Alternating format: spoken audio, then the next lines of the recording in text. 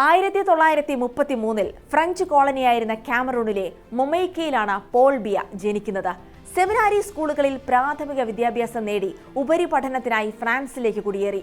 പിന്നീട് 1960കളിൽ കാമറൂൺ ഫ്രാൻസിൽ നിന്നും ബ്രിട്ടനിൽ നിന്നും സ്വതന്ത്രമായതോടെയാണ് തിരികെ രാജ്യത്തേക്ക് മടങ്ങിയെത്തുന്നത്. സ്വതന്ത്ര കാമറൂണിലെ ആദ്യ പ്രസിഡന്റ് അഹമ്മദോ അഹിദ്ജോയുടെ കീഴിൽ ഭരണതലത്തിൽ പ്രവർത്തിച്ചുകൊണ്ടാണ് പോൾ ബിയ തന്റെ രാഷ്ട്രീയ ജീവിതം ആരംഭിക്കുന്നത്. അഹിദ്ജോയുടെ ഭരണകാലത്ത് വിവിധ വകുപ്പുകളുടെ മേൽനോട്ടം വഹിച്ച ബിയ പ്രസിഡന്റിന്റെ സെക്രട്ടറി എന്ന പദവിയിൽ വരെ എത്തി. 1975 അദ്ദേഹം അഹിദ്ജോയുടെ പ്രസിഡൻസിക്ക് കീഴിൽ പ്രധാനമന്ത്രിയായും ചുമതലയേറ്റു.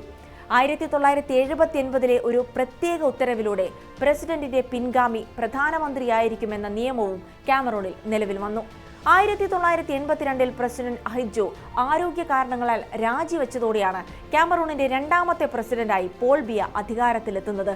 പിന്നീട് ഇതുവരെ അദ്ദേഹം ആ സ്ഥാനത്ത് നിന്നും മാറിയിട്ടില്ല. വളരെ സ്വാഭാവികമായും സമാധാനപൂർണവുമായാണ് ബിയ അധികാരത്തിലെത്തിയതെങ്കിലും പിന്നീടുള്ള കാലങ്ങളിൽ അധികാരം നിലനിർത്താൻ വേണ്ടിയുള്ള അദ്ദേഹത്തിന്റെ ശ്രമങ്ങൾ പലപ്പോഴും സംഘർഷങ്ങളിലാണ് കലാശിച്ചത്.